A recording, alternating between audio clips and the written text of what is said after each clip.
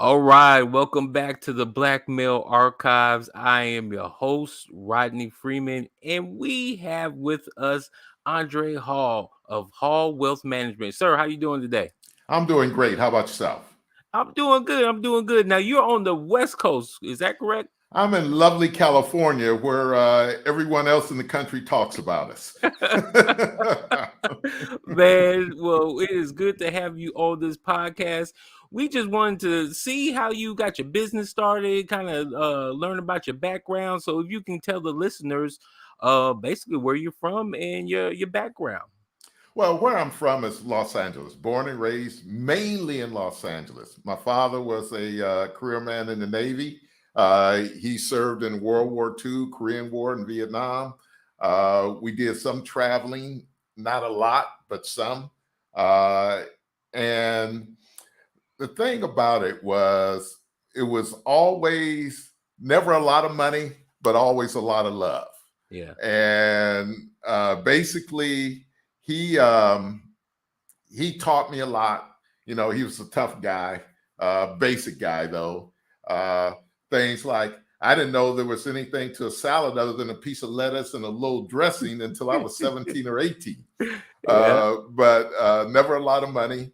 I remember I turned down like some scholarship offers and decided I wanted to go to USC, but the coach there told me I had to go do a year at a JC, Hmm. and I needed. Back then it was cheap. Long time ago, it was $6.50 to register and about $50 for books. What? And I told my father, "Hey man, I need about $60 from you."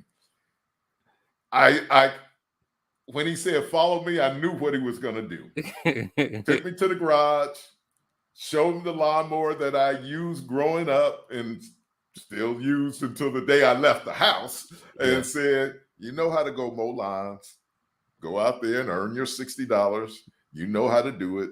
It was a push lawnmower that had never been sharpened, but that's the way my father operated. Yeah. He taught me a lot. He's my stepfather, but he raised me and loved him to death. But that's how I was raised. I was raised never to stop, quit, never to give up. Yeah. And that's kind of how I've always lived my life. Yeah, yeah. So tell us about your career background then, because it seemed like that was the motivation to start this entrepreneurial the spirit that you already have then from that. But tell us about your career. Well, I wish it had been that. I started off uh, working for Xerox, and I spent over 20 years at Xerox, going up through the ranks. But I wish I had left a lot earlier. Mm, Basically, the kind of jobs I did at Xerox, I was started off as a sales rep, mm, went to sales manager, specialist, a number of other different jobs. I ended up being a vice president of marketing, then a vice president of online marketing worldwide. I ran a business unit that was about $3 billion in revenue, mm, and basically with responsibility for development, product development, manufacturing, sales and marketing, and distribution. mm. And when I look back at all of those things, though, I had a good base and learned a lot, at least enough from Xerox in the first 5 or 6 years, Mhm. definitely within 10 years, where I should have left at that time and went out and did my own thing. Why Mm. do I say that? Because what I would tell you and tell the young Black men and women listening to this is that in the corporate world, you could earn a good living. Mhm. You can make real good money, but you don't get rich in the corporate world being a Mm. W 2. Mm. You get rich by being an entrepreneur and going out there and doing things on your own. There's Mhm. risk to that. Obviously, you can go broke. There's a lot of things that can happen, but you got to take those chances. Yeah. I'm not saying you don't go into the corporate world. I think most people should do that, go into a good company, understand the kind of training that particular company can give you to give Mhm. you a good base to begin with. Learn a lot, depending on what your idea is for going out there and doing something on your own. Is it more important to know more about sales than manufacturing, than development, product development, or something, some kind of gaming? I'm just using that as an example. Programming that you need to know and understand. But a lot of people have made a lot of money doing a lot of different things. Yeah. And you got to figure out what it is that you have that passion for, that you have the capabilities to do, and go out there and do it. Yeah, yeah. Would you, I'm just thinking off the top of my head, would you recommend somebody do this like earlier on in the career, or if they're like later on in their career, like maybe around the 45, 60 versus like their 20, 25, 30 type of thing? Or does it even matter? It doesn't matter. Okay. But I would tell anyone today, if you're, out of school at 21, 22, 23, work until 30 at that good, solid corporation that's giving you a good, solid base to begin with, training wise, development wise, to see how things are done. And by the way, so I don't forget about this, you want to see as many parts of the business as you can. Had the hiccups here, sorry. As many parts of the business as you can. So you want to work in different areas. You want to learn more than just one area. And then go out there and do it. But I would not wait. If you got 5 to 10 years, you don't need to wait until another 20 years before you go out there and attempt to do it. Okay. So tell us about when you took that leap and you went out and did it on your own. Well, first of all, I did it later in life, obviously. And I had a good time in the corporate world, but I decided, I had a son that had just been born, and I didn't want to travel like I had been traveling. I've been on airplanes. I'm a 2 million mile flyer on American, 2 million on United, and 1 million on a couple others. I didn't want to travel like that anymore. So I wanted to be around the house as he was growing up. So I looked around and decided, what is it that I could do that I would enjoy doing and that I could have a passion about? And it was kind of easy because I was kind of doing some of that in this. I say some of that in this because at Xerox, I've had, I don't want to say a large number, but a number of folks, probably 10 to 15, maybe more than that, folks that either the employee or the spouse passed away. Oh, okay. And they would always come, I don't know why, I guess I had the right empathy that they were looking for. And they would come to me just to talk or to ask for advice. What should they do next? And I started studying financial planning at that time while I was still at Xerox.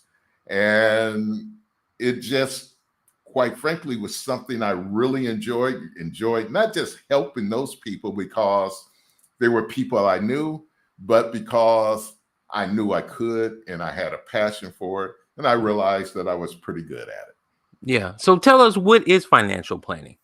Well, financial planning is really looking at all facets of your life. It's not just investment planning where you're investing money. It's not just trying to project how many dollars you're going to have left over at retirement, because it's all about all the pieces that come into play from a legacy standpoint. What do you want your children, your grandchildren to know and think about you when you're gone? Have you planned that out? Have you laid that out? That's just a piece of it. Have you done the right things with estate planning?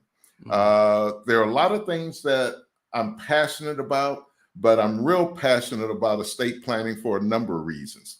One reason is that I've seen kids who's were raised by their parents, one spouse passed away, the remaining spouse remarries, and they pass away, and that person, who was probably a nice person in most cases, but they now have control over the entire estate because no planning was done, so that the couple who accumulated all of that wealth, their natural children don't get any of it, because that spouse that was left standing, who was not one of the natural parents, left it to their children.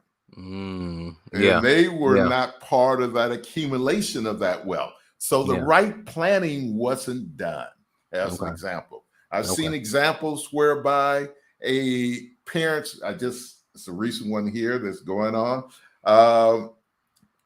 They always said they had done the planning for their disabled daughter, and I have a passion for that, for special needs trusts. I don't do trusts, but I help my clients plan them, because I have a disabled son myself, a special needs son myself.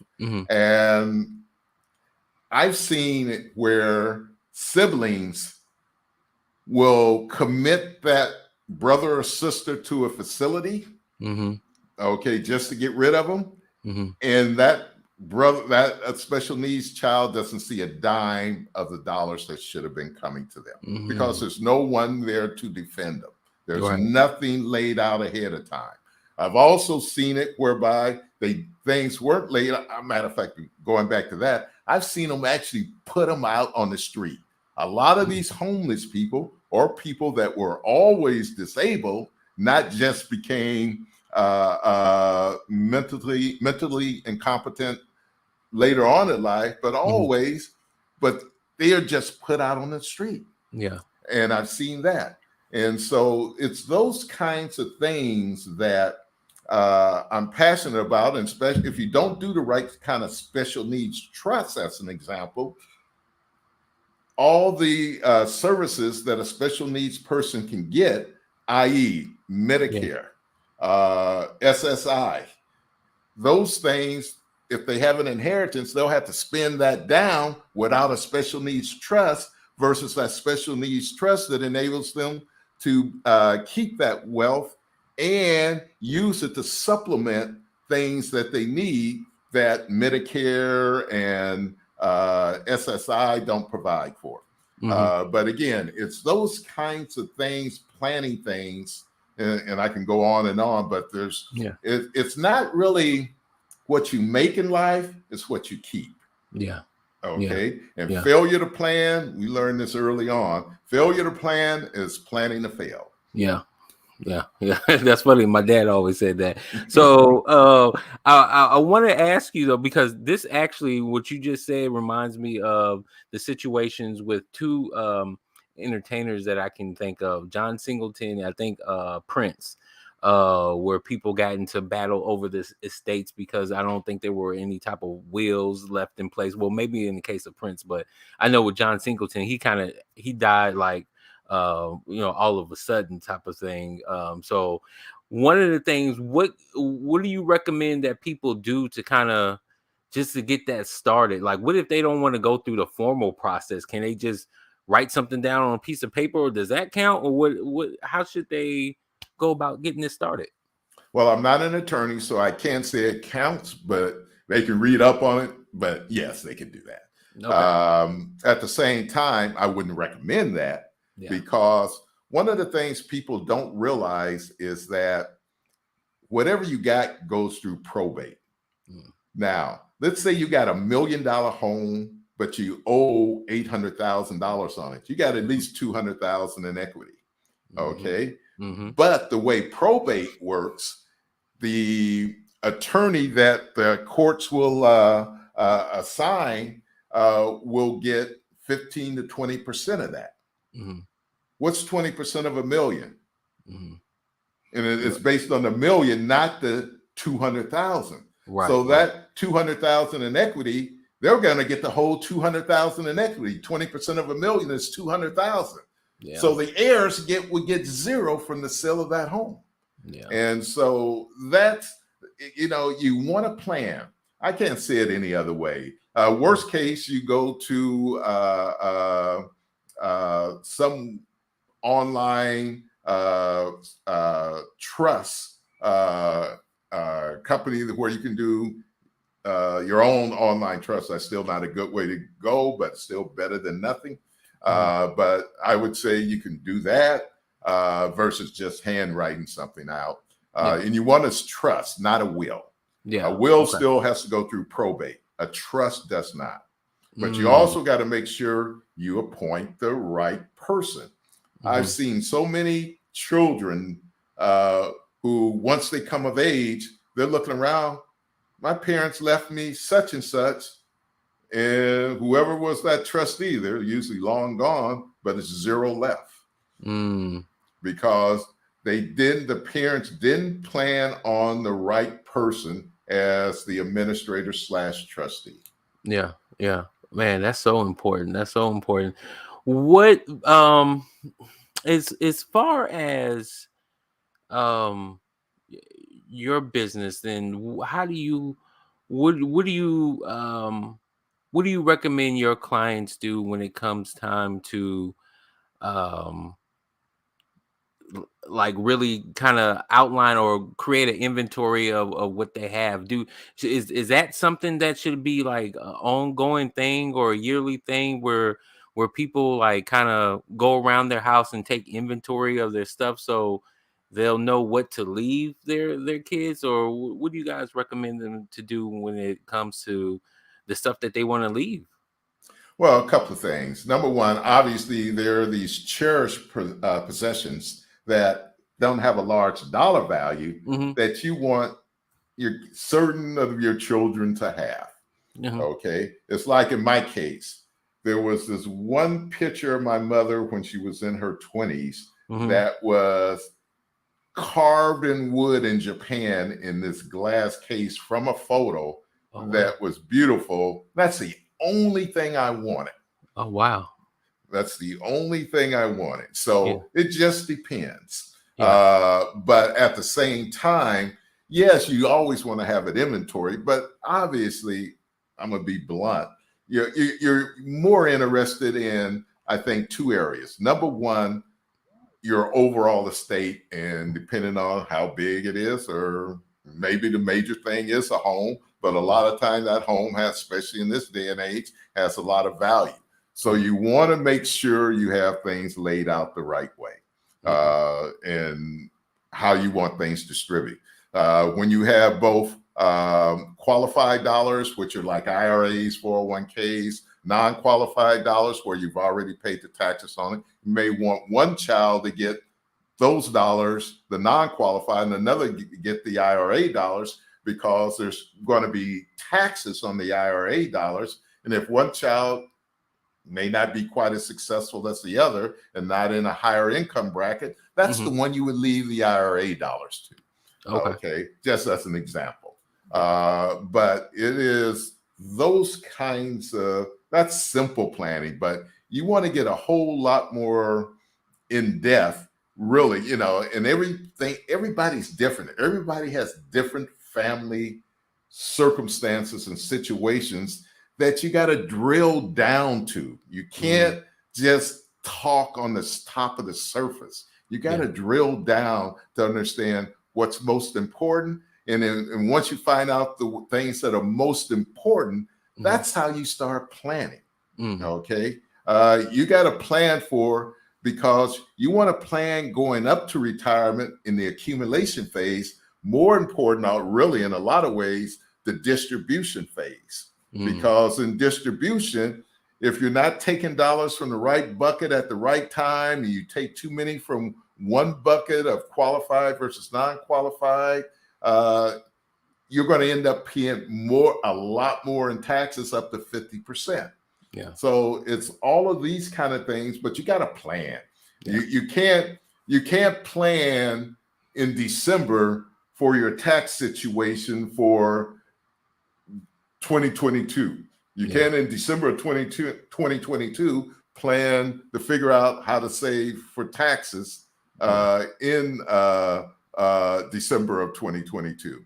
And I didn't say that too clearly, but the bottom line is planning for in the accumulation phase to minimize taxes along the way. You got to plan that through a 10 or 15 year period before retirement.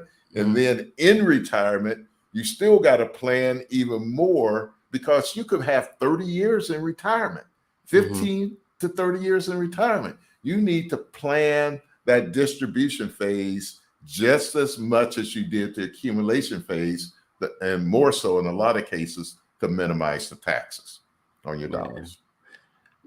So last question before we get out of here. What motivates you to continue to do this? What's the motivation behind this passion?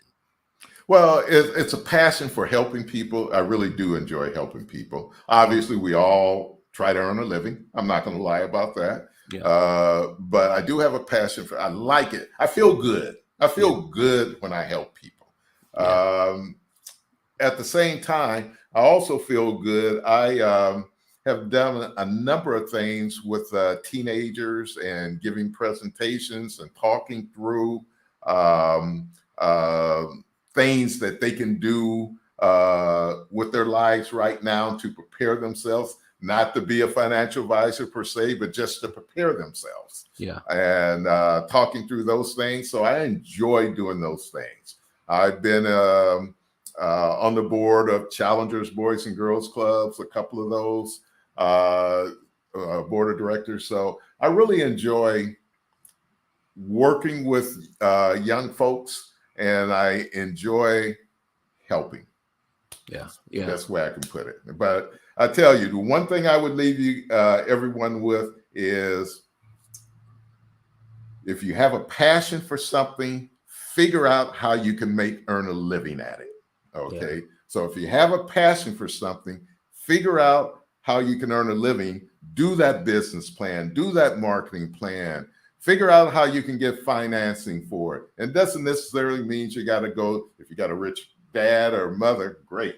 But most of us don't have that. And I got to say this, in my whole life, my dad never gave me $100 at one time. And so never. And so you got to figure out, if you're passionate enough about it, you'll figure out how to get the dollars to go do it. And there are a lot of dollars, SBA loans, and a lot of other things that are out there that you can go and do. So Black folks, we need to do more, have more of our own businesses. You've heard that from many guys and ladies like myself. That's something we need to do. And I would urge anybody growing up right now, 10 years old, 30 years old, whatever, start figuring out and start thinking through, what can I do on my own that I can be passionate about, enjoy doing, and earn a great living at it. That is so true, man. And I'm glad you said that, and I'm glad you leave us with those words. Can you tell the listeners, one, any other projects that you're working on right now, and two, where they can find you on social media? Well, as far as any projects, we've always done like college planning and working with divorcees and women that have been widowed. But I have a person that specializes in those three areas now. And it is an area that's so important. It's so specialized, because college planning, everyone knows the cost of college is just soaring. And so I have someone that specializes in that, working with women that are either a widow or a divorcee. And so that's something that we've expanded in. And we would love to help you if you want our help. Yeah, that's good. And then are you guys on social media, or what platforms are you guys on? Well, there's a couple we can't be on. We can't be on TikTok naturally. We Right, can't be right, on right. Instagram with my broker dealer. It's my company, but I have a broker dealer that provides all the oversight and compliance. But my website is hwmg-lpl.com. Again, hwmg-lpl.com. Facebook.com/Hall Wealth. Again, Facebook.com/Hall Wealth. YouTube.com/@Hall Wealth. And if you want, you can go to LinkedIn and find me, Andrei Hall. As far as my email, if someone wants to send me an email, it's andre.hall@lpl.com. Awesome, sir. Hey, this has been good. And, I always love learning new stuff. And you taught me something new. I'm going to go start planning right now. we all need to.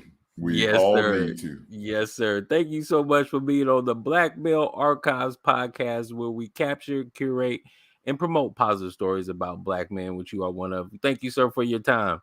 Thank you for having me. Thank you.